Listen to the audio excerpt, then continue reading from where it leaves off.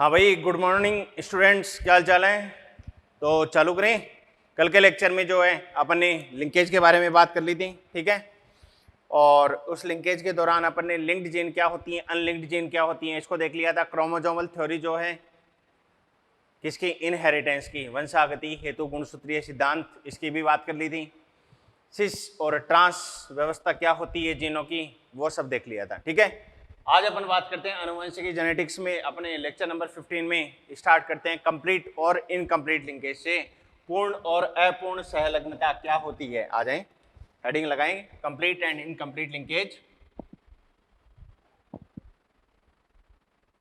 पूर्ण सहलग्नता और दूसरी आ जाएगी अपूर्ण सहलग्नता।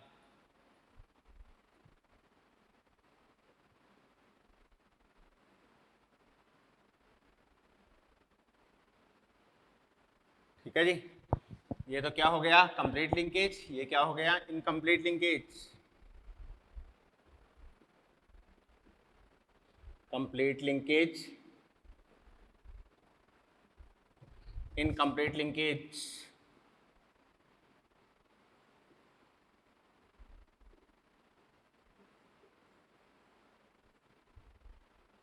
Incomplete linkage. पूर्ण सहलग्नता का मतलब होता है जो एक ही गुणसूत्र पर जो दो जीनें पाई जा रही हैं उनमें हमेशा क्या क्षमता बनी रहती है, क्या टेंडेंसी बनी रहती है, वो एक साथ ही अगली पीढ़ी में जाती हैं, एक साथ ही अगली पीढ़ी में जाती हैं। इसका मतलब नया कॉम्बिनेशन, पुनर्संयोजन नहीं बनेगा। सारे के सारे संयोजन कैसे होंगे, पैतृक प्रकार के होते हैं और एक साथ ही अगली पीढ़ी में जा रहा है। इसका मतलब है कोई क्रॉसिंग ओवर भी उनमें नहीं पाई जाती है। ये जो पूर्ण सहलग्नता है ये प्रकृति में बहुत कम देखी जाती है और उदाहरण के रूप में जो नर ड्रोसोफिला है उस नर ड्रोसोफिला में देखी जाती है पूर्ण सहलग्नता। वैसे कम मिलती है ये प्रकृति में। अपूर्ण सहलग्नता की अगर बात करें तो यहाँ पर क्रॉसिंग ओवर पाया जाएगा। क्रॉसिंग ओवर पाया जाएगा तो पैतृक संयोजन के अलावा क्या बनते हैं, पुनर्संयोजन का निर्माण भी होता है, रिकॉम्बिनेंट का फॉर्मेशन भी देखा जाता है। और ऐसा किसके कारण होता है, क्रॉसिंग ओवर के कारण होता है। किसमें देखा जाता है, फीमेल ड्रोसोफिला के केस में ये देखा जाता है और जो मीठा मटर होता है स्वीट पी उस केस में भी देखा जाएगा, ठीक है। तो इन बातों को नोट डाउन कर देते हैं। पहला पॉइंट, पूर्ण सहलग्नता क्या है, दो जीने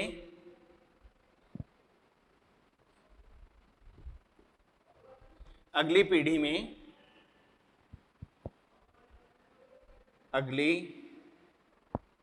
में एक साथ वंशागत होती हैं।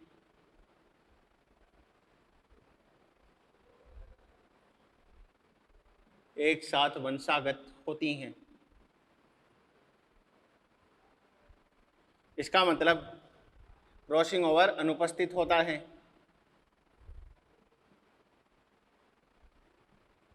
क्रॉसिंग ओवर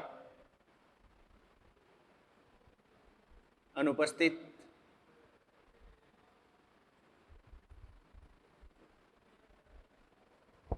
इसका मतलब सभी पैतृक संयोजन बनते हैं।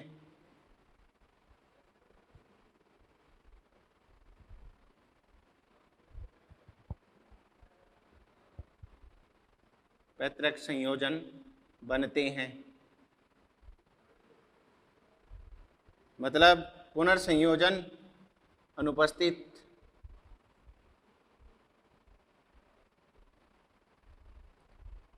पुनर्संयोजन अनुपस्थित।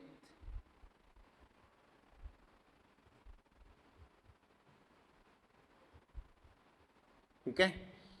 एग्जाम्पल, प्रकृति में इस प्रकार का सहलग्नता लिंकेज कम देखा जाता है, लेकिन किस में देखा जाता है, नर ड्रोसोफिला में। यह सहलग्नता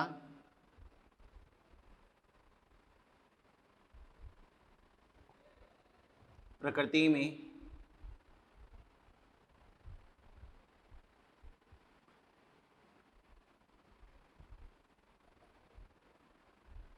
कम देखी जाती है,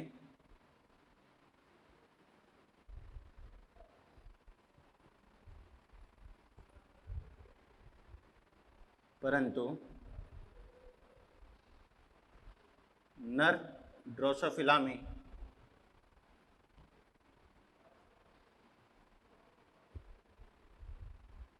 नर ड्रोसोफिला में पूर्ण सहलग्नता उपस्थित होती है।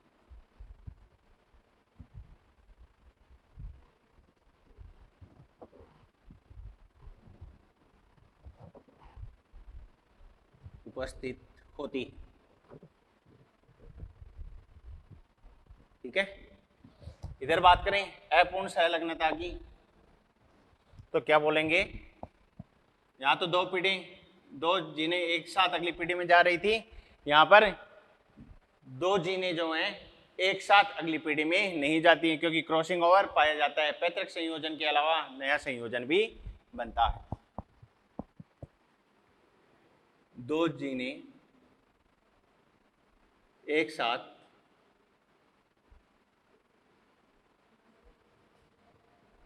अगली पीढ़ी में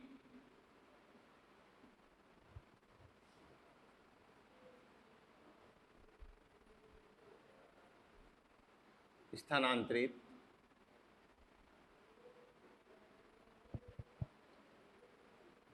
नहीं होती।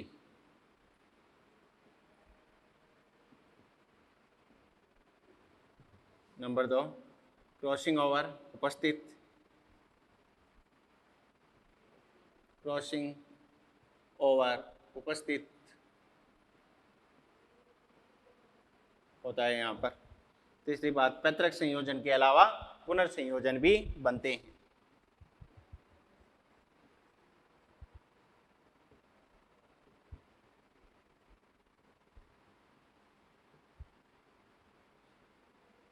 पैतृक संयोजन के साथ पुनर्संयोजन का निर्माण भी होता है।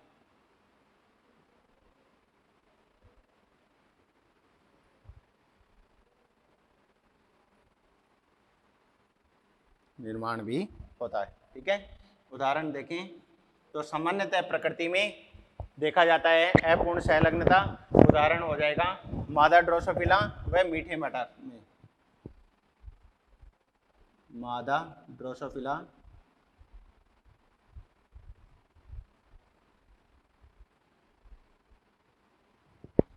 और दूसरा आ जाएगा मीठा मटर। स्वीट पी में देखा जाता है।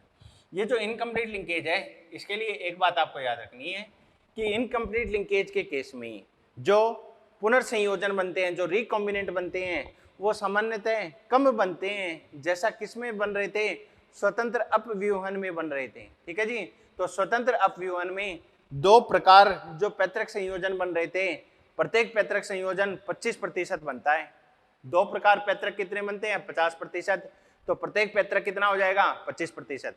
दो पुनर्संयोजन स्वतंत्र अपव्यूहन में कितने बन रहे थे, 50%, तो प्रत्येक कितना हो जाएगा, 25%।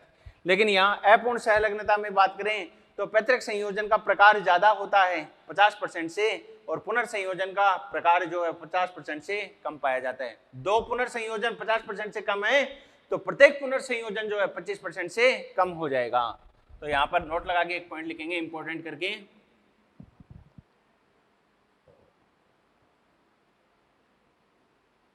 सहलग्नता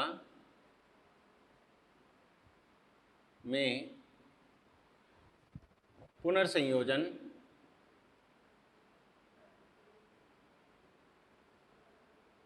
पुनर्संयोजन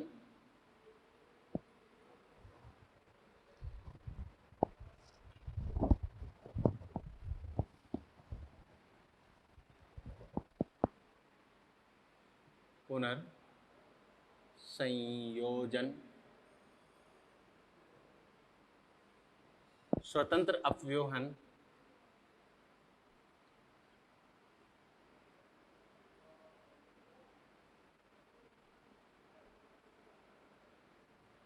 स्वतंत्र अपव्यूहन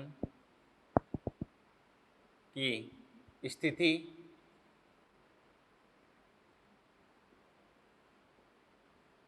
से कम बनते हैं, कम बनते हैं। दोनों को ही मैं बता देता हूँ कैसे कैसे बात करें। सबसे पहले स्वतंत्र अपव्यूहन की, इंडिपेंडेंट असॉर्टमेंट की। स्वतंत्र अपव्यूहन,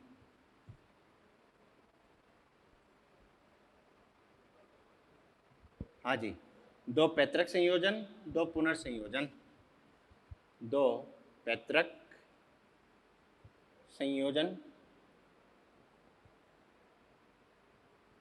और दो पुनर्संयोजन।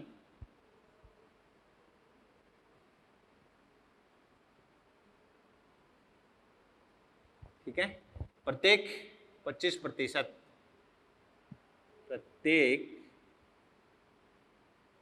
25%। इसका मतलब दो पैतृक संयोजन कितना, 50%। तो प्रत्येक कितना, 25। दो पुनर्संयोजन, पैतृक संयोजन 50 है, पुनर्संयोजन कितना है, 50%। तो प्रत्येक पुनर्संयोजन कितना, प्रत्येक 25%।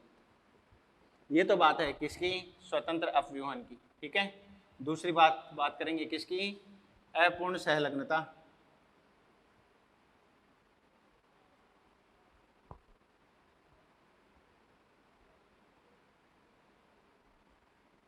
अपूर्ण सहलग्नता वही दो पैतृक संयोजन, दोनों पैतृक संयोजन मिलाकर ग्रेटर देन बनते हैं किससे, 50% से अधिक बनते हैं। तो प्रत्येक जो है 25% से अधिक हो जाएगा, प्रत्येक 25% से अधिक बनता है।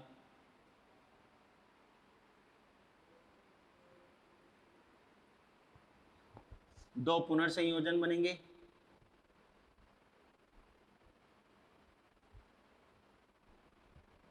पुनर्संयोजन बनेंगे कितने, लेस देन 50%, कम बनेंगे। तो प्रत्येक कितना, 25% से कम बनेगा, प्रत्येक 25% से कम बनता है।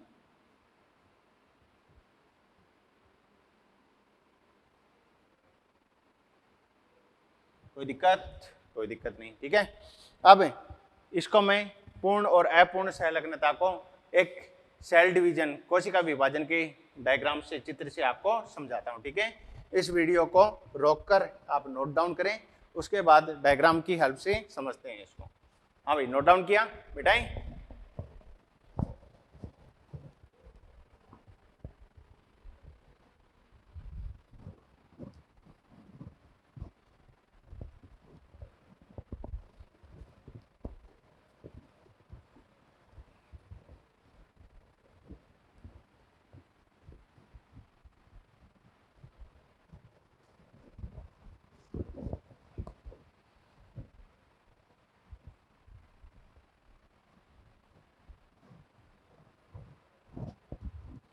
पूर्ण सहलग्नता की अगर बात करें, कंप्लीट लिंकेज की, तो एक डायग्राम मैं बना रहा हूं आपके सामने।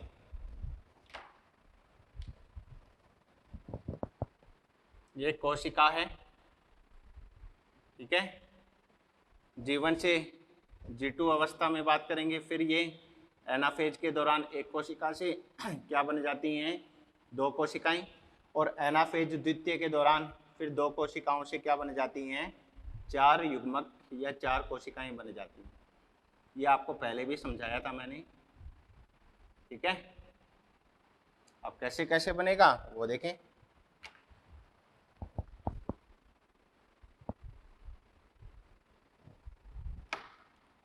यहां पर जो एलिलिक फॉर्म पाई जाएगी इसकी, ये कैपिटल ए हो गया, ये कैपिटल बी हो गया।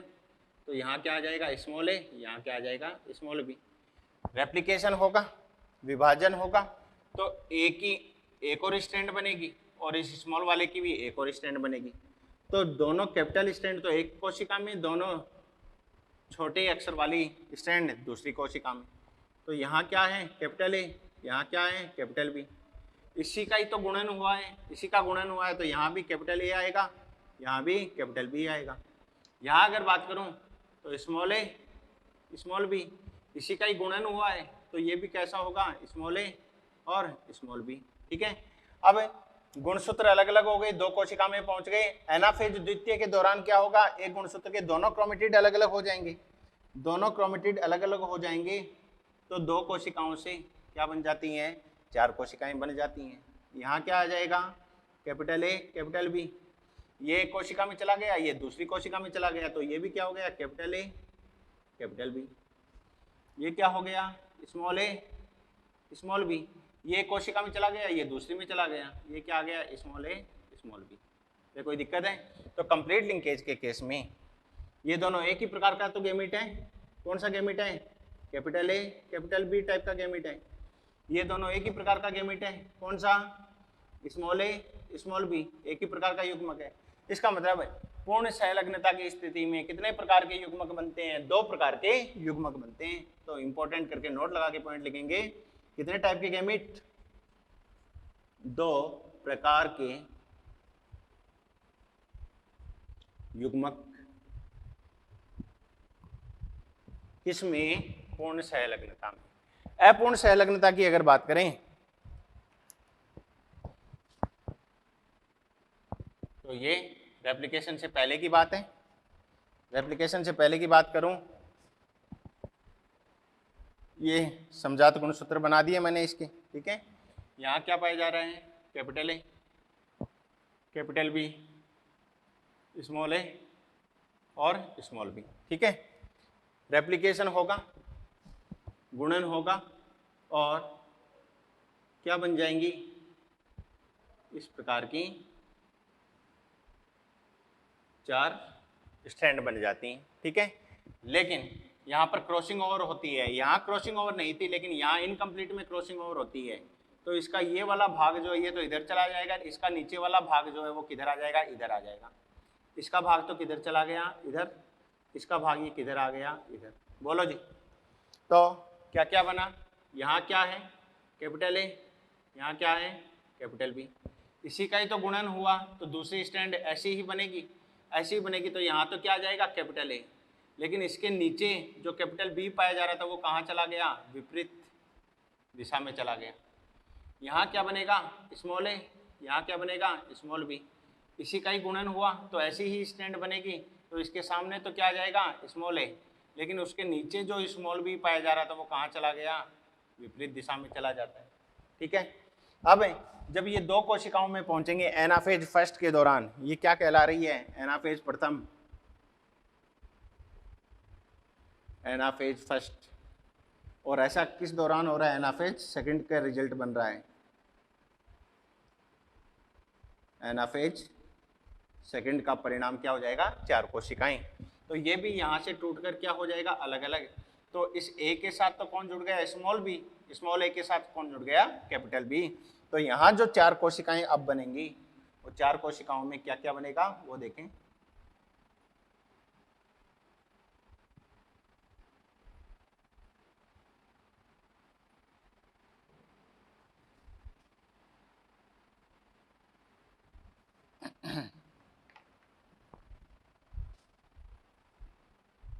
चारों क्रोमेटिड अलग अलग कोशिका में पहुंच गए। यहाँ ऐसा का ऐसा आ जाएगा ही, कैपिटल ए कैपिटल बी। ठीक है, अगली स्टैंड देखें, कैपिटल ए के साथ कौन आ जाएगा, स्मॉल बी। कैपिटल ए के साथ कौन आ गया बच्चों, स्मॉल बी। अगली स्टैंड देखें, स्मॉल ए के साथ में कैपिटल बी, तो यहाँ आ जाएगा स्मॉल ए के साथ में कैपिटल बी, और अगले में स्मॉल ए स्मॉल बी, ये आ जाएगा स्मॉल ए स्मॉल। ठीक है, तो ये गैमेट कैसा है, कैपिटल ए बी। ये कैसा है, कैप ए स्मॉल बी। ये कैसा है, स्मॉल ए कैप बी। ये कैसा है, स्मॉल ए स्मॉल बी। तो पूर्ण सहलग्नता में दो प्रकार के युग्मक बनते हैं, जबकि अपूर्ण सहलग्नता में युग्मक का प्रकार कितना है, चार प्रकार के युग्मक बनते हैं भैया। तो यहाँ क्या बन जाएगा, चार प्रकार के युग्मक।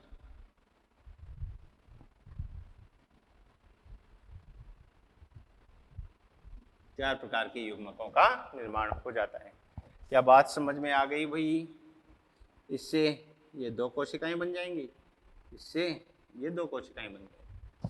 इसके रिजल्टेंट ये बन गया और इसके रिजल्टेंट ये 4 प्रकार की कोशिकाएं बन जाती हैं, 4 प्रकार के युग्मक बन जाते हैं। क्लियर? तो ये बात है अपनी कंप्लीट और इनकम्प्लीट लिंकेज की। अब अपन कंप्लीट लिंकेज देखेंगे किसमें, नर ड्रोसोफिला में। किस लक्षण को लेकर, वो लक्षण बताते हैं एक क्रॉस के द्वारा। ठीक है, इसको रोककर आप नोट डाउन करें। किया? मिटाएं?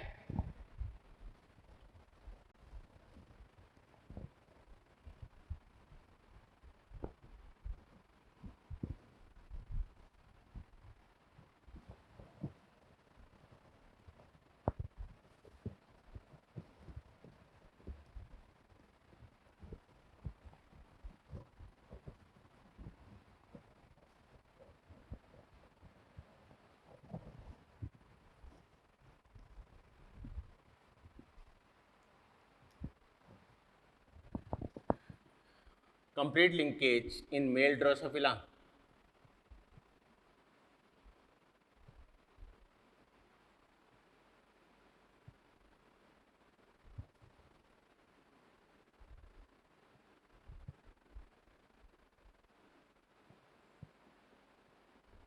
नर ड्रोसोफिला में पूर्ण सहलग्नता। ठीक है, इधर अपन बात करेंगे किसकी, फीमेल पेरेंट की।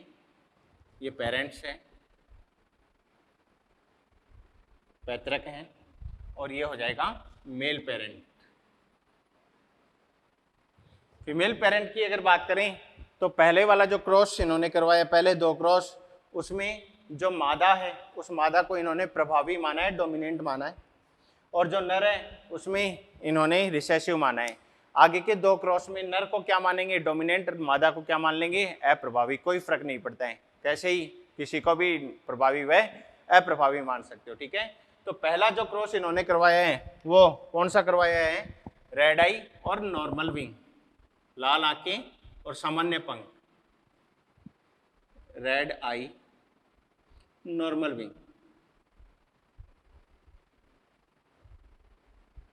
इसका मतलब होता है लाल आंखें और सामान्य पंख। ये मैं इसलिए लिख रहा हूं क्योंकि एलील का नोटेशन देंगे तो पहला लेटर अपने को लेना पड़ेगा। ठीक है, इसलिए इंग्लिश में लिखा है इसको रेड आई नॉर्मल विंग। इसका रिसेसिव फॉर्म जो है, ये तो डोमिनेंट है, इसका रिसेसिव रेड आई के लिए तो क्या बन जाएगा, पर्पल आई, बैंगनी आंखें, पर्पल आई। ये नॉर्मल विंग है, तो नॉर्मल विंग का दूसरा फॉर्म क्या बन जाता है, वेस्टिजियल विंग।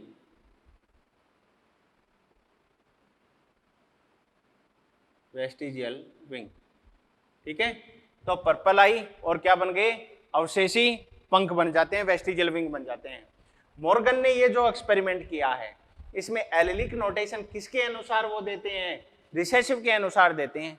वो तो क्या है, डोमिनेंट, ये क्या है, रिसेसिव। ठीक है, अरे बोलो भाई, उसको प्रभावी माना है, इसको अप्रभावी माना है।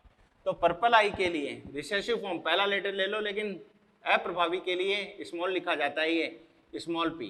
वेस्टिजियल के लिए small V, oblique small P small V. हाँ भाई, अब यहाँ पर आपको दिक्कत आएगी कि ये क्या लिया।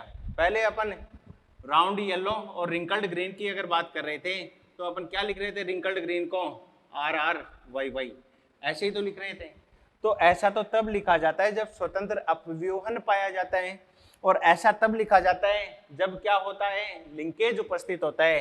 कहने का मतलब ये वाला जो केस है ये किसको दर्शा रहा है, कि यहाँ पर क्या पाई जा रही है, स्मॉल पी, यहाँ पर क्या पाई जा रही है, स्मॉल वी। ये भी क्या हो जाएगा, स्मॉल पी, ये भी क्या हो जाएगा, स्मॉल वी। तो इन दोनों जीनों की क्या क्षमता है एक साथ अगली पीढ़ी में जाने की, एक साथ अगली पीढ़ी में जाने की, तो इनको दोनों को साथ लिखना पड़ेगा, और दूसरे युग्मक में ये दोनों एक साथ चली जाएंगी। तो यहाँ से एक युग्मक चला जाएगा, यहाँ से एक युग्मक चला जाएगा। तो समझ में आ गया। सहलग्नता की स्थिति में जीनोटाइप ऐसे लिखेंगे, स्वतंत्र अपव्यूहन की स्थिति में जीनोटाइप ये लिखा जाएगा। ठीक है, मिटा दें। चलो, तो बताइए, ये अगर अप्रभावी है तो प्रभावी के लिए क्या बनेगा, स्मॉल पी का मतलब पर्पल, तो कैपिटल पी का मतलब रेड आई हो जाएगा, कैपिटल पी।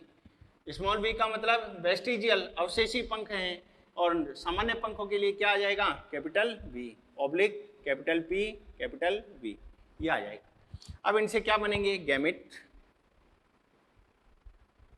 युग्मकों का निर्माण होगा। यहाँ से गैमेट कौन सा आएगा, कैपिटल पी कैपिटल वी। यहाँ से गैमेट कौन सा आएगा, स्मॉल पी स्मॉल वी। ठीक है, क्रॉसिंग होती है, F1 संकर बनेगा।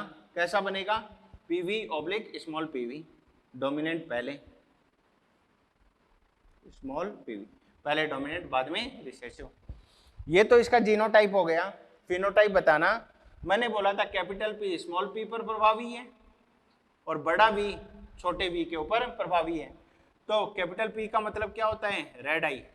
कैपिटल वी का मतलब क्या होता है, सामान्य पंख। तो लाल आंखें सामान्य पंख, ये कैसा बन गया, लाल आंखें और सामान्य पंख।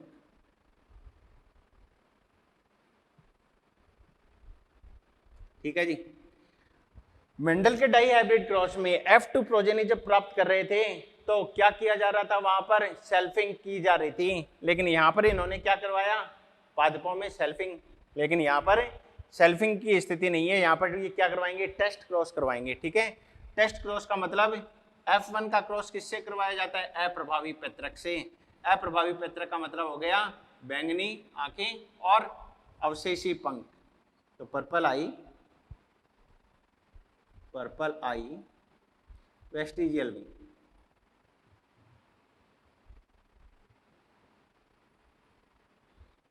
पर्पल आई वेस्टिजियल विंग का मतलब क्या हो गया, small P small V oblique small P small V. अब बात ये है, इसको तो क्या माने, नर या मादा, और इसको नर या मादा में से क्या मानना है। तो याद रखना, जौन सा इनहेरिटेंस देख रहे हो, जौन सी वंशागति देख रहे हो, कौन सी सहलग्नता है, पूर्ण सहलग्नता है, तो F1 हाइब्रिड को क्या मानना है, नर में देख रहे हैं ना, तो नर मानना है। इनकम्प्लीट लिंकेज आएगा तो इस F1 को क्या मानना है अपने को, जितने भी क्रॉस आगे लिखेंगे उसमें मादा मानना है। क्योंकि नर ड्रोसोफिला में कंप्लीट लिंकेज होता है। कंप्लीट लिंकेज में कितने युग्मक बनते हैं, 2 युग्मक बनते हैं, जबकि अपूर्ण सहलग्नता में कितने बनते हैं, 4 युग्मक बनते हैं। तो भैया ये जो F1 बना है ये कैसा है, ये फीमेल है, और ये जो टेस्ट क्रॉस करवाया है ये कैसा है, ये नर हो जाएगा, मेल हो जाएगा। ठीक है, ये क्या बन गया, F1 जनरेशन, F1 पीढ़ी। अपने को पता है नर ड्रोसोफिला में पूर्ण सहलग्नता होती है तो 2 ही प्रकार के युग्मक बनेंगे। 2 प्रकार के युग्मक कौन कौन से बनते हैं भैया, एक तो ये बन जाएगा और दूसरा ये बन जाएगा। क्योंकि मैंने क्या बोला था, इस P की समता है कैपिटल V के साथ में जाए, इस स्मॉल p की समता है स्मॉल v के साथ जाए, तो P V और यहाँ क्या बन जाएगा, स्मॉल p स्मॉल v। यहाँ से युग्मक एक ही प्रकार का बनेगा, कौन सा, स्मॉल pv। बोलो जी, इस युग्मक का इसके साथ क्रॉस और इस युग्मक का इसके साथ में क्रॉस, क्या क्या बना, कैपिटल P कैपिटल V, ये oblique small pv small pv। इधर अगर बात करें तो small pv oblique small pv। Capital P और V डोमिनेट है इसके ऊपर, और कैपिटल P और V की वजह से रेड आई नॉर्मल विंग आता है। तो ये कैसा बन जाएगा, रेड आई नॉर्मल विंग। ठीक है जी। इसकी बात करूं तो रिसेसिव है purple eye vestigial wing, purple eye vestigial wing.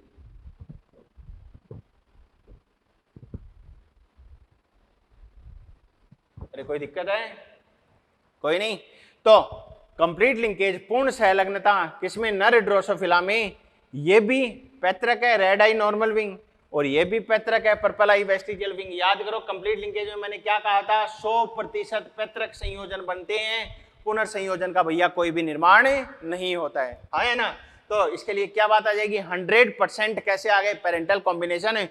पुनर्संयोजन कितना है, 0%। तो पेरेंटल कॉम्बिनेशन, पेरेंटल कॉम्बिनेशन पैतृक संयोजन कितना, 100%, और पुनर्संयोजन रिकॉम्बिनेंट कितने,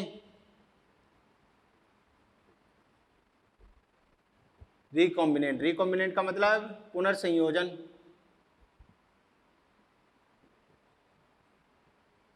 पुनर्संयोजन कितना बन गया? 0%।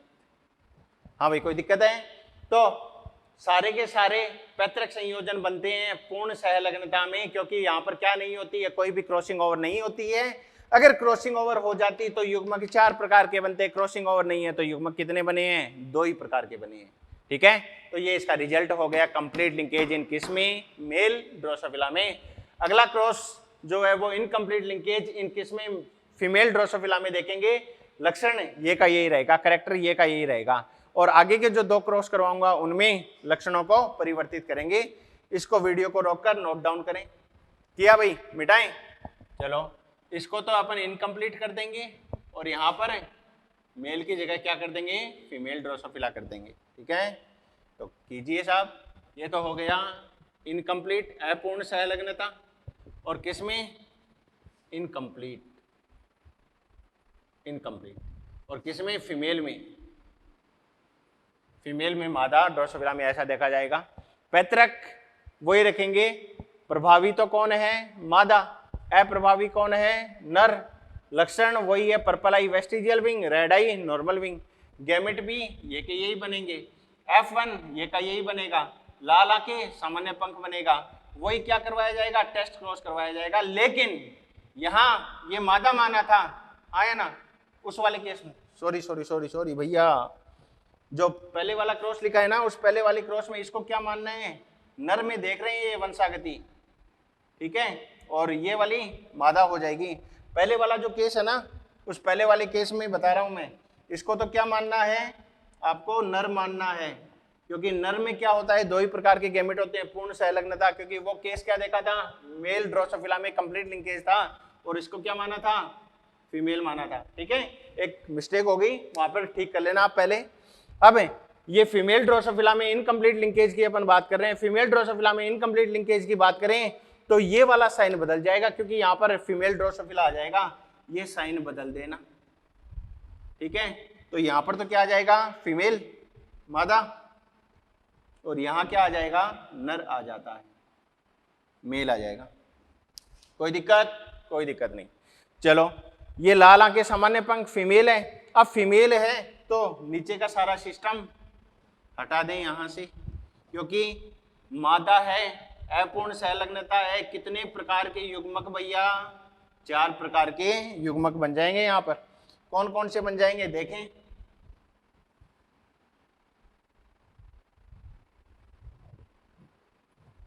अगर ये जो रूप है, इसको मैं जो डायग्राम के द्वारा आपको पूर्ण व अपूर्ण सहलग्नता समझाई थी उस अनुसार बताऊं तो क्या बन जाएगा? वही इस प्रकार के क्रॉसिंग ओवर बतानी है आपको। यहाँ पर क्या है? कैपिटल P, कैपिटल V, बोलो जी। तो यहाँ क्या हो जाएगा? Capital P। तो कैपिटल V कहाँ चला गया? इधर चला गया। यहाँ क्या था? Small p। यहाँ क्या है? Small v। तो यहाँ तो स्मॉल p आ जाएगा, कोई दिक्कत नहीं है, लेकिन इसके नीचे वाला स्मॉल v कहाँ चला जाएगा? इधर आ जाएगा। ये स्मॉल v आ गया, तो एक गैमेट तो बन गया PV, एक गैमेट बन गया स्मॉल p स्मॉल v, एक गैमेट बन जाएगा कैपिटल P के साथ में कौन आ जाएगा? स्मॉल v, और अगले गैमेट में स्मॉल p के साथ में कैपिटल V। तो 4 प्रकार के, एक ये इधर आ जाएगा, ये ऐसा का ऐसा इधर आ जाएगा, और 2 पुनर्संयोजन बन जाएंगे। एक गैमेट बन गया कैपिटल P कैपिटल V, एक गैमेट बन गया स्मॉल p स्मॉल v। बोलो जी। अब यहाँ अगर बात करें इन दोनों जगह तो क्या बोल देंगे? क्या बन जाएगा? यहाँ पर कैपिटल P के साथ में स्मॉल v आ जाए, और यहाँ क्या आ जाए? स्मॉल p के साथ में कैपिटल V आ जाए।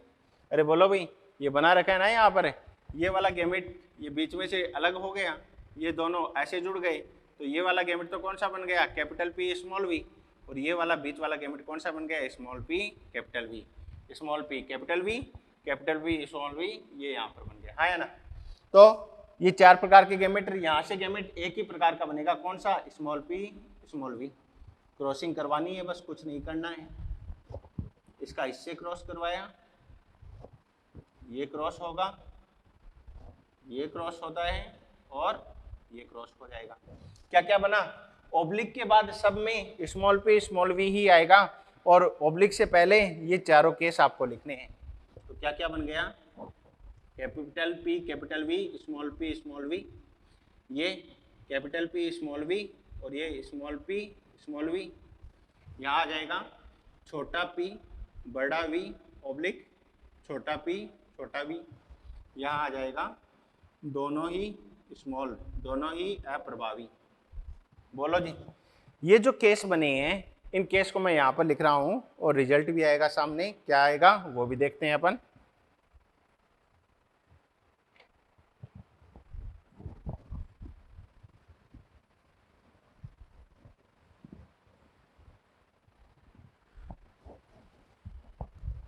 इन जो F2PD बनी है उस F2PD को यहाँ पर लिख रहा हूं मैं, F2 जनरेशन। क्या क्या बना है भैया, PV, दूसरा क्या था ये वाला, तीसरा क्या था स्मॉल p कैपिटल V और चौथा क्या था स्मॉल p स्मॉल v। ठीक है, ओब्लिक में सबके क्या आएगा सेम आएगा क्योंकि इधर से गेमिट एक ही टाइप का जा रहा है, तो ये तो हो जाएगा small p small v small p small v small p small v और स्मॉल p स्मॉल v। ठीक है जी, तो ये चार प्रकार की फॉर्म बन जाती है F2PD में।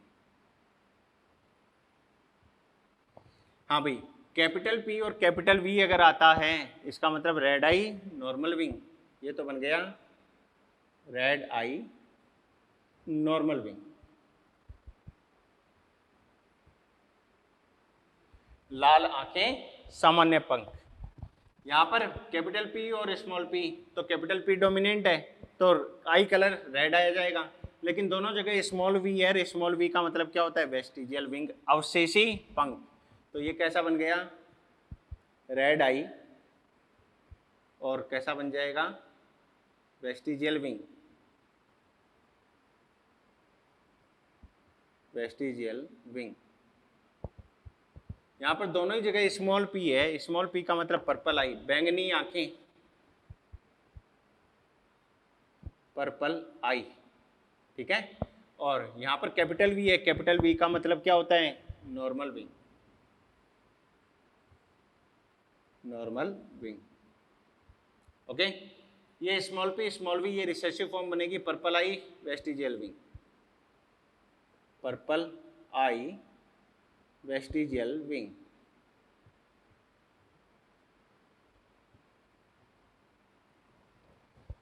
रेड आई नॉर्मल विंग, ये रहा रेड आई normal wing, purple eye vestigial wing, ये रहा पर्पल आई वेस्टिजियल विंग। तो ये तो पैतृक हैं और ये दोनों नए कॉम्बिनेशन न्यू कॉम्बिनेशन बने, तो पुनर्संयोजन, ये तो क्या बन गई पुनर्संयोजन रिकॉम्बिनेंट।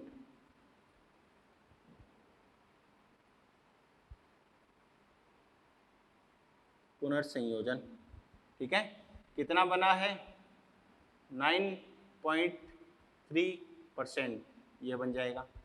और ये दोनों क्या बने हैं, ये दोनों होंगे पैतृक संयोजन, ये बन जाएगा पैतृक संयोजन।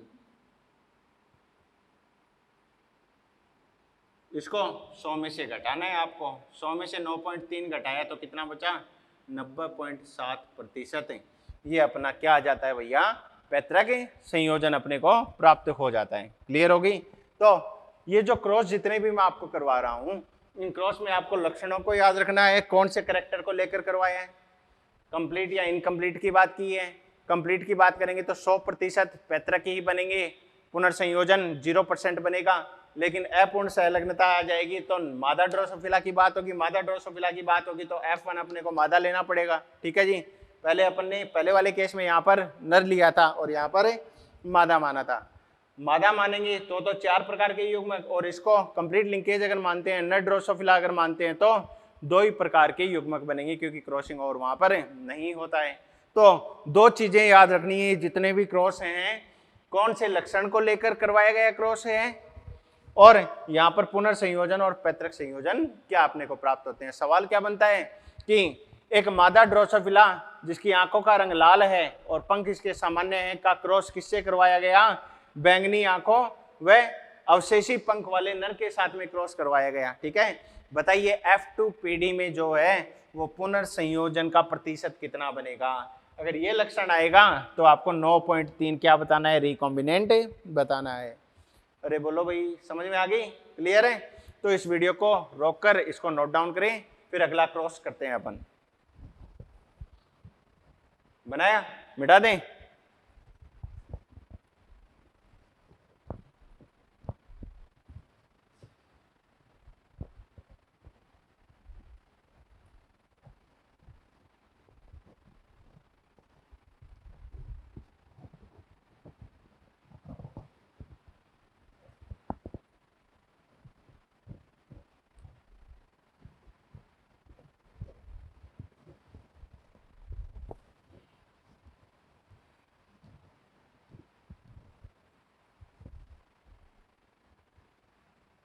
ये लो साहब, अगला देखते हैं incomplete leakage in female Drosophila, कौन से लक्षण को लेकर।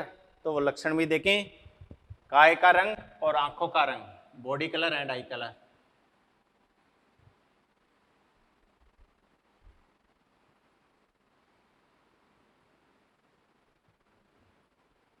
अभी जो 2 क्रॉस मैंने नर और मादा ड्रोसोफिला में करवाया है, वो दोनों क्रॉस जो हैं उनमें नर को क्या माना था, अप्रभावी। अब जो 2 क्रॉस करवाऊंगा उसमें मादा को क्या मानूंगा मैं, अप्रभावी। ठीक है, तो इधर तो आ जाएगा फीमेल पेरेंट, इधर आ जाएगा मेल पेरेंट। ठीक है, शरीर का रंग और आंखों का रंग मादा को अप्रभावी मानना है, तो शरीर का रंग अप्रभावी तो होता है येलो और प्रभावी होता है भूरा रंग, ब्राउन कलर। ठीक है, आई कलर की अगर बात करूं तो अप्रभावी होता है व्हाइट, सफेद आंखें, और प्रभावी हो जाएगा रेड आई। ठीक है, तो ये वाला मादा का जो लक्षण है, वो मादा का लक्षण क्या आ जाता है, येलो बॉडी व्हाइट आई। तो इसमें लक्षण ले लेंगे अपन, येलो बॉडी व्हाइट आई। ठीक है जी, और यहां पर क्या आ जाएगा, येलो का डोमिनेंट फॉर्म कौन सी, ब्राउन बॉडी, ब्राउन बॉडी, भूरी काय, शरीर का रंग कैसा है, भूरा है, आंखों का रंग कैसा है, प्रभावी रूप कौन सा, रेड आई। एलील का नोटेशन जीनोटाइप कैसे बताया था, रिसेसिव के अनुसार। रिसेसिव के अनुसार बताओगे तो येलो बॉडी के लिए क्या लेना है आपको, रिसेसिव फॉर्म स्मॉल वाई, और व्हाइट के लिए क्या लेना है, small W, oblique small Y small W. ऐसा जीनोटाइप का मतलब क्या हो गया, ऑब्लिक लगाने का मतलब क्या हो गया, सहलग्नता की यहाँ पर बात हो रही है। ठीक है, अब यहाँ पर अगर बात करें तो येलो का डोमिनेंट ब्राउन है, तो ब्राउन के लिए स्मॉल वाई, लेकिन स्मॉल वाई के सुपरस्क्रिप्ट में ऊपर की ओर इन्होंने प्लस लगा दिया। प्लस लगाने का मतलब होता है जंगली प्रकार बन गया, वाइल्ड टाइप ये बन जाता है। ठीक है, और रेड आई के लिए क्या बोल देंगे, डब्ल्यू प्लस, यहाँ भी क्या हो जाएगा, वाई प्लस डब्ल्यू प्लस। अरे कोई दिक्कत है, तो ये क्या बन गया, यहाँ पर नर को क्या माना है, वाइल्ड टाइप, जंगली प्रकार। ओके, क्या बनाने हैं, गैमिट, गैमिट बनेंगे, तो यहां से गैमिट आएगा स्मॉल वाई स्मॉल डब्ल्यू, यहां से गैमिट आ जाएगा कौन सा, वाई प्लस डब्ल्यू प्लस। कोई दिक्कत, दोनों गैमिट का युग्मकों का संलयन होता है, ये डोमिनेंट पहले रिसेसिव बाद में, और क्या बन जाएगा ये F1 hybrid Y plus W plus oblique small Y small W. ये अपने को क्या मिल गया है, F1 जनरेशन। सभी जानते हैं प्रभावी अप्रभावी की को प्रदर्शित नहीं होने देगा। वाई प्लस डब्ल्यू प्लस का मतलब ब्राउन बॉडी रेड आई, तो F1 कैसा बन गया, ब्राउन बॉडी रेड आई। ओके बच्चों, क्या करवाया है इन्होंने, टेस्ट क्रॉस करवाया है सभी में ही। टेस्ट क्रॉस का मतलब रिसेसिव के साथ में, रिसेसिव कौन है, yellow body white eye, yellow body white eye, और येलो बॉडी व्हाइट आई का मतलब small Y small W oblique small Y small W, ये बन जाएगा। बोलो जी, अब यहां से गैमेट बनाने हैं, कौन है ये, इनकम्प्लीट लिंकेज है फीमेल ड्रोसोफिला में, तो इसको क्या मानना है, ये कौन है, फीमेल है भैया। और फीमेल है तो कितने टाइप के गैमेट, 4 प्रकार के, क्योंकि क्रॉसिंग ओवर होगा, अपूर्ण सहलग्नता है। और ये कौन हो गया, मेल हो गया। बोलो जी। ये अगर फीमेल है तो 4 गैमेट, एक गैमेट तो ये बन जाएगा, एक गैमेट ये बन जाएगा, और एक गैमेट में वाई प्लस के साथ में स्मॉल डब्ल्यू आ जाएगा, और दूसरे गैमेट में स्मॉल वाई के साथ में डब्ल्यू प्लस आ जाएगा। तो 4 गैमेट कौन कौन से बने, वो गैमेट बना दो। एक तो ये का ये आ गया वाई प्लस डब्ल्यू प्लस, दूसरे किनारे पर ये का ये आ गया स्मॉल वाई स्मॉल डब्ल्यू, एक में वाई प्लस के साथ में स्मॉल डब्ल्यू और दूसरे में स्मॉल वाई के साथ में डब्ल्यू प्लस। ये 4 प्रकार के गैमेट बन गए। यहाँ से गैमेट एक ही प्रकार का बनेगा, कौन सा बनेगा बच्चों, स्मॉल वाई स्मॉल डब्ल्यू प्रकार का गैमेट बन जाता है। क्या करवा दो, क्रॉस करवा दो। इसका इससे क्रॉस हुआ, इसका इसके साथ में, एक क्रॉस ये बन गया और एक क्रॉस ये बन गया। ऑब्लिक के बाद में सब में वाई और डब्ल्यू स्मॉल लिखा जाएगा। यहाँ पर सबसे पहला case Y plus W plus oblique small Y small W, यहाँ आ जाएगा वाई प्लस स्मॉल डब्ल्यू, ये आ गया, इसका क्रॉस इसके साथ है तो oblique small Y small W, ये क्या हो गया small Y small W plus oblique small Y small W, और ये क्या बन जाएगा small Y small W oblique small Y small W. बोलो जी। अब जीनोटाइप तो आ गया अपने को F2 जनरेशन का, F2 जनरेशन का क्या आ गया, जीनोटाइप आ गया। इसको यहां लिख रहा हूं मैं F2 जनरेशन के जीनोटाइप को। F2 जनरेशन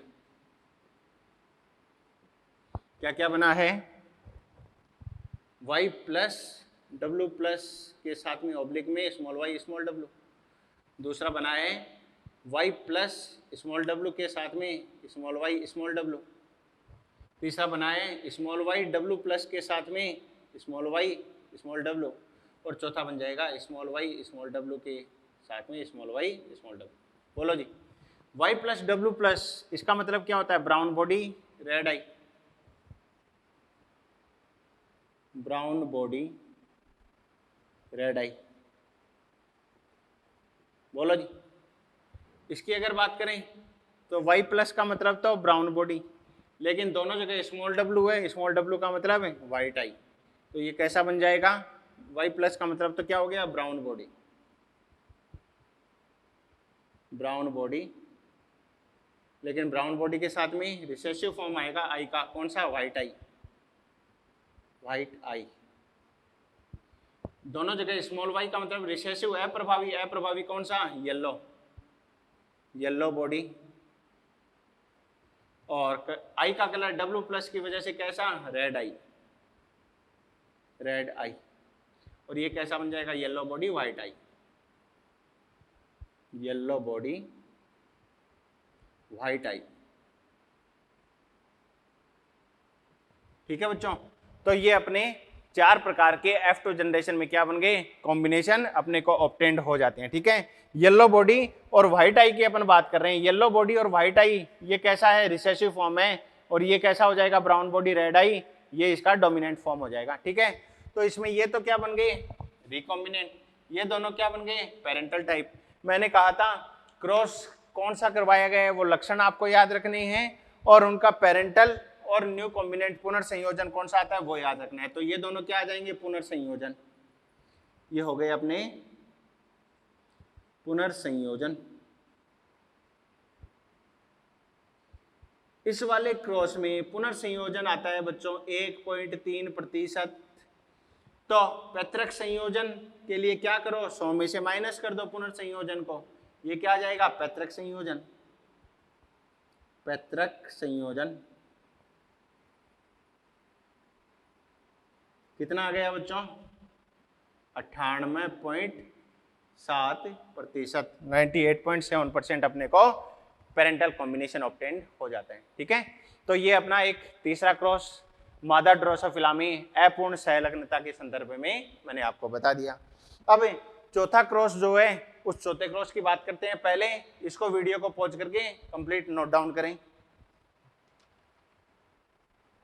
किया, चलो बढ़ते हैं आगे, अगला क्रॉस देखेंगे। F1 जनरेशन वगैरह सेम रहेगा।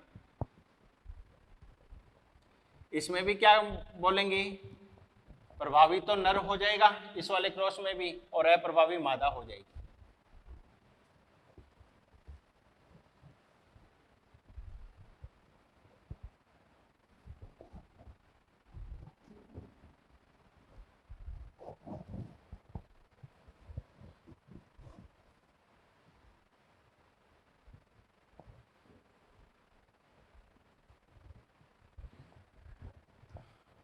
चलो बच्चों बात करते हैं, ये हो जाएगा आई कलर और विंग की साइज के लिए।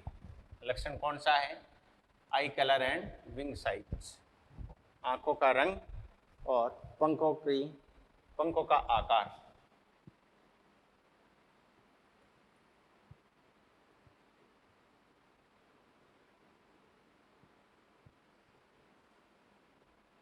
प्रभावी किसको मानना है? नर को। अप्रभावी कौन है? मादा। तो अप्रभावी रंग सफेद आंखें, और विंग की साइज जो है अप्रभावी कैसी हो जाएगी? मिनिएचर, छोटे पंख। यहां पर क्या आ जाएगा? रेड आई और सामान्य पंख, नॉर्मल विंग। ठीक है, तो बात करते हैं, अप्रभावी लक्षण आ जाएगा यहां पर कौन सा? व्हाइट आई और मिनिएचर विंग। मिनिएचर विंग, यह आ जाएगा रेड आई, normal wing.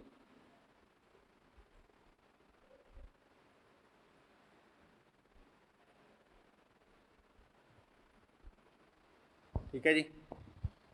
Allylic notation recessive के अनुसार देंगे तो व्हाइट आई के लिए तो आ जाएगा स्मॉल डब्ल्यू, मिनिएचर विंग के लिए आ जाएगा small M, oblique small W और स्मॉल एम। यहाँ पर सुपरस्क्रिप्ट में प्लस लग जाएगा, क्या आ जाएगा? वाइट रेड आई के लिए डब्ल्यू प्लस और नॉर्मल विंग के लिए M plus, oblique W plus और एम प्लस। अरे सिंपल है, सेम ही क्रॉस है। यहाँ से गैमेट कौन सा आ गया? Small W small M. यहाँ से गैमेट कौन सा आ गया? डब्ल्यू प्लस और एम प्लस। F1 जनरेशन, युग्मकों का संलयन। F1 जनरेशन बनेगी, पहले डोमिनेंट लिखो फिर रिसेसिव लिख देना, W plus M plus oblique small W small M. अपूर्ण संलग्नता देख रहे हैं, मादा में देख रहे हैं, तो इस F1 को क्या मानना है भैया? ये फीमेल पेरेंट हो जाएगा। फीमेल पेरेंट और अपूर्ण संलग्नता का मतलब कितने प्रकार के युग्मक? 4 प्रकार के युग्मक बनेंगे। ये है कैसी? डब्ल्यू प्लस एम प्लस का मतलब रेड आई नॉर्मल विंग बनेगी मादा, रेड आई नॉर्मल विंग। ठीक है जी। क्या करवाया इन्होंने? टेस्ट क्रॉस करवाया। टेस्ट क्रॉस मतलब रिसेसिव के साथ में व्हाइट आई मिनिएचर विंग, व्हाइट आई मिनिएचर विंग। मिनिएचर का मतलब छोटे पंख, छोटे पंख।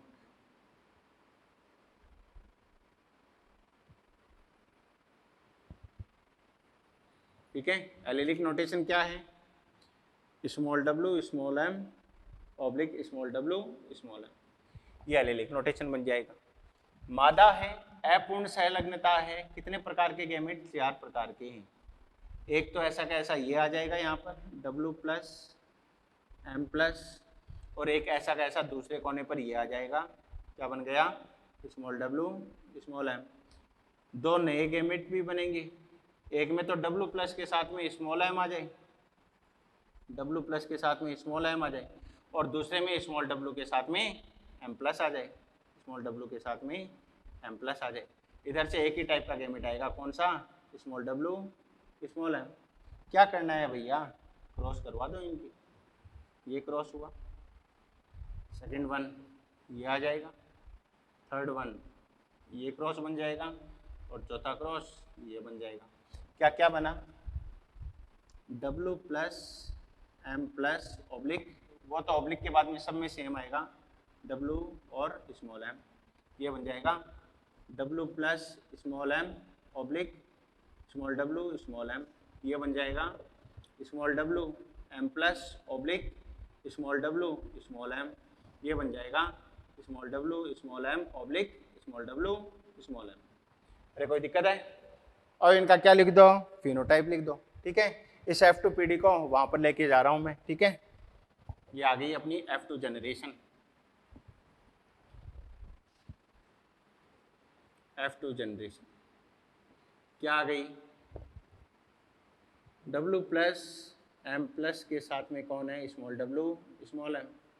दूसरा क्या है, W प्लस स्मॉल m के साथ में क्या है, स्मॉल w स्मॉल m।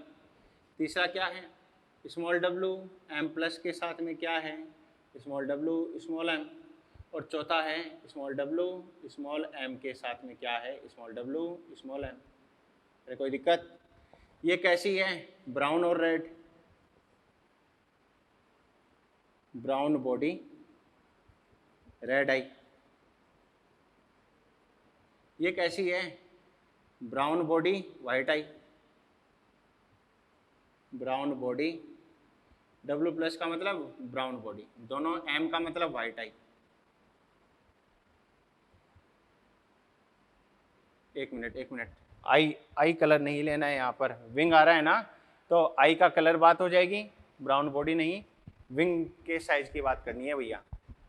एक मिनट, ये अपने पिछले वाले क्रॉस का लिख दिया, इसको चेंज कर देना थोड़ा।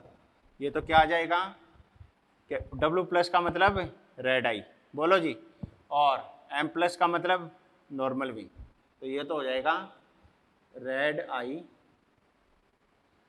और नॉर्मल विंग, ठीक है। W प्लस का मतलब वही रेड आई, लेकिन स्मॉल m का मतलब क्या होता है, मिनिएचर विंग, छोटे पंख, मिनिएचर विंग, ठीक है जी। यहां अगर बात करें तो क्या आ जाएगा, स्मॉल w का मतलब वाइट आई, और एक M प्लस आ गया, इसका मतलब नॉर्मल विंग, नॉर्मल विंग। अरे डोमिनेंट ये माना है ना, इधर नॉर्मल विंग M प्लस, ठीक है। और ये क्या हो जाएगा, वाइट आई मिनिएचर विंग, वाइट आई मिनिएचर विंग, मिनिएचर विंग।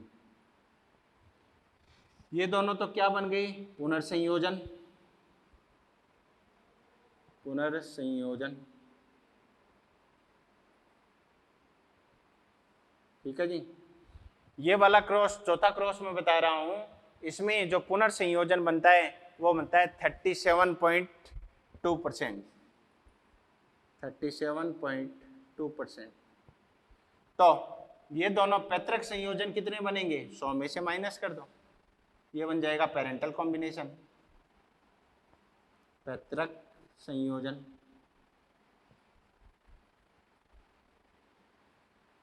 कितना बन जाएगा, 37.2 घटाओगे 100 में से तो कितना बचता है, 62.8, 62.8%। बोलो जी, कोई दिक्कत है? तो एक बार बस वो कंप्लीट और इनकम्प्लीट लिंकेज के डायग्राम समझ लेना। क्रॉसिंग ओवर होगा तो 4 प्रकार के युग्मक बनेंगे, क्रॉसिंग ओवर अगर नहीं होगा तो 2 ही प्रकार के युग्मक बनेंगे। पूर्ण संलग्नता प्रकृति में कम होती है लेकिन नर ड्रोसोफिला में देखी जाती है। तो सवाल में अगर ये कह दे कि नर ड्रोसोफिला का जीनोटाइप आपको दे दे और पूछ ले कितने प्रकार के युग्मक, तो भैया 2 ही प्रकार के युग्मक। और सवाल में दे दे मादा ड्रोसोफिला का जीनोटाइप और पूछ ले कितने प्रकार के युग्मक, तो 4 प्रकार के युग्मक बनाने आपको। अरे ओके है, क्लियर है ना? तो ये अपना इनकम्प्लीट लिंकेज और कंप्लीट लिंकेज के बारे में बातें होगी। अब यहाँ पर 2 बिंदु मेरे को आपको बताने हैं, ठीक है।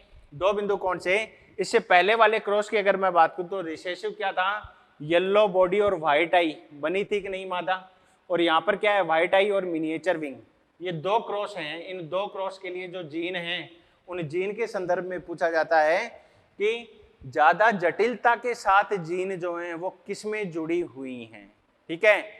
लिंकेज जो है वो टाइट है या लिंकेज लूज है, लिंकेज जो है वो जटिल है, सहलग्नता जटिल है या सहलग्नता ढीली है। जटिल सहलग्नता का मतलब हो गया 2 जीनें पास पास पाई जाती हैं, अलग नहीं होती हैं ये, ठीक है। और ढीली सहलग्नता का मतलब हो गया थोड़ी दूरी पर पाई जाती हैं, और थोड़ी दूरी पर पाई जाती हैं तो थोड़ा क्रॉसिंग ओवर होता है इनमें, हाँ या ना। तो क्या बातें सामने आ गई, अगर सहलग्नता जटिलता से जुड़ी हुई होगी, सहलग्नता जटिल प्रकार की होगी, तो पुनर्संयोजन जो है वो कम बनेंगे, पैतृक संयोजन ज्यादा बनेंगे, रिकॉम्बिनेंट कम बनेंगे, क्योंकि उनमें ज्यादा टेंडेंसी क्या है, साथ रहने की है, ठीक है, बहुत ही कम चांस होता है कि वो अलग अलग चली जाएं। लेकिन ढीला सहलग्नता, लूज लिंकेज का मतलब क्या हो गया, लूजली लिंक्ड जीन का मतलब हो गया उनके बीच में दूरी पाई जा रही है, दूरी पाई जा रही है, तो थोड़ा क्रॉसिंग ओवर उनमें होगा, और क्रॉसिंग ओवर अगर होगा तो पुनर्संयोजन का प्रकार है टाइट लिंकेज की बजाय क्या बन जाएगा, ज्यादा बन जाएगा। तो नोट लगा के एक पॉइंट लिखेंगे, इसको वीडियो को रोककर नोट डाउन कर लो, पहले मिटाएं इसको, वो नोट क्या है उसकी बात कर लेते हैं अपन।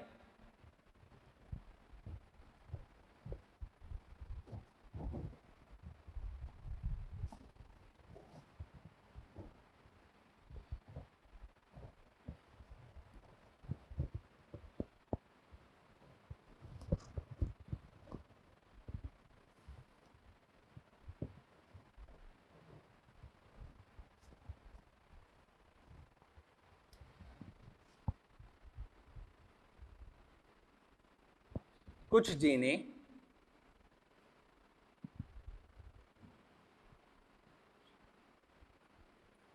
गुणसूत्र पर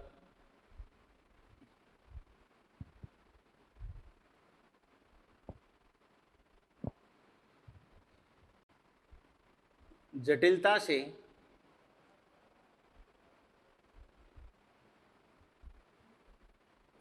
सहलग्न होती हैं,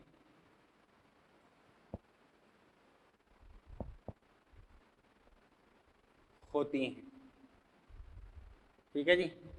दूसरी बात, कुछ जीने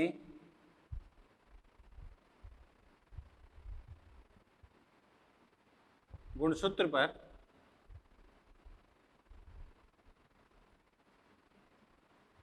ढीले रूप से व्यवस्थित होती हैं,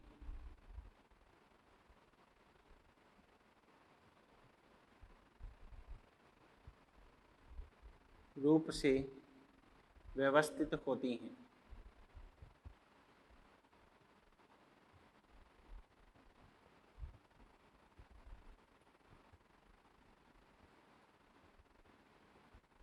जो जटिलता से जुड़ी हुई रहेंगी, जटिलता से सहलग्न रहेंगी, वहां पर पुनर्संयोजन क्या बनेगा, कम बनेगा, ठीक है। और पुनर्संयोजन 1.3% कब बन रहा था, याद करो, येलो बॉडी और व्हाइट आई की जो जीन है वो क्या होती हैं, जटिलता से जुड़ी हुई होती हैं। ऐसा किसमें देखा गया था, yellow body white eye, yellow body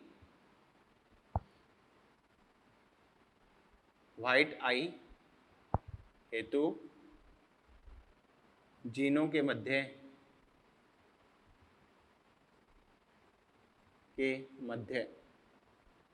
और जटिलता से जुड़ी हुई हैं, इसका मतलब पुनर्संयोजन कम बनते हैं, पुनर्संयोजन कम बनते हैं, बनते हैं। कितना पुनर्संयोजन बनाता है यहाँ पर, 1.3% ही पुनर्संयोजन बनाता भैया, ठीक है। अगली बात, कुछ जीनें गुणसूत्र पर ढीले रूप से व्यवस्थित होती हैं, तो क्रॉसिंग ओवर होने का चांस यहाँ पर ज्यादा होगा, क्रॉसिंग ओवर ज्यादा होगा तो पुनर्संयोजन ज्यादा बनेगा, पुनर्संयोजन ज्यादा बनेगा। इसका एग्जाम्पल क्या बन जाएगा, कौन सी जीनें हो जाएंगी, रिसेसिव फॉर्म लिख दो, रिसेसिव फॉर्म की जीन कौन सी होती है, व्हाइट आई और मिनिएचर विंग, ठीक है जी। तो क्या बोल देंगे, व्हाइट आई व मिनिएचर विंग की जीनें।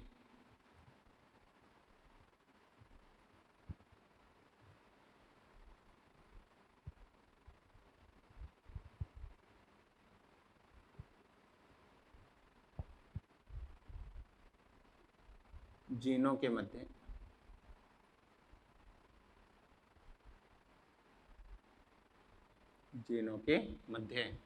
कितना पुनर्संयोजन ज्यादा बनेगा, पुनर्संयोजन अधिक बनता है,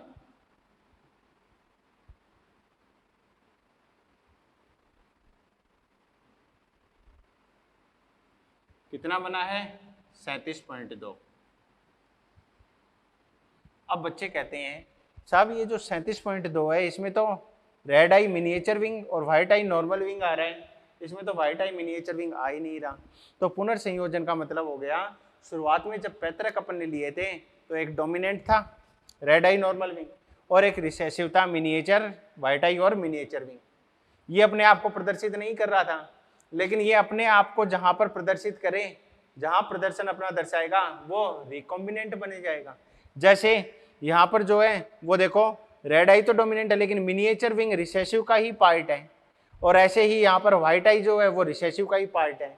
तो ये जो दोनों रिसेसिव के लिए जो जीन हैं ये यहाँ पर प्रदर्शित हो रही हैं कितने परसेंट में, 37.2% में अपने आप को प्रदर्शित कर रही हैं। क्लियर हो गई? तो ये अपनी बात होगी। ये जो नोट है ये सवाल है इस प्रकार बनता है कि येलो बॉडी और व्हाइट आई तथा व्हाइट आई और मिनिएचर विंग हेतु जो जीनें होती हैं उनमें से कौन सी जीनें जो हैं वो ढीले रूप से व्यवस्थित होती हैं, जिसमें पुनर्संयोजन अधिक बनता है वो ढीले रूप से व्यवस्थित होती हैं। ठीक है बच्चों, तो ये आज का लेक्चर अपना कंप्लीट हुआ। कल सहलग्नता को प्रभावित करने वाले कारकों की बात करेंगे और लिंग सहलग्नता की बातें भी की जाएंगी, सेक्स लिंक्ड इनहेरिटेंस भी देखेंगे। ठीक है बच्चों, चलो तो इसको रोक कर नोट डाउन कर लेना और बाकी मिलते हैं कल के लेक्चर में, लेक्चर नंबर 16। Thank you.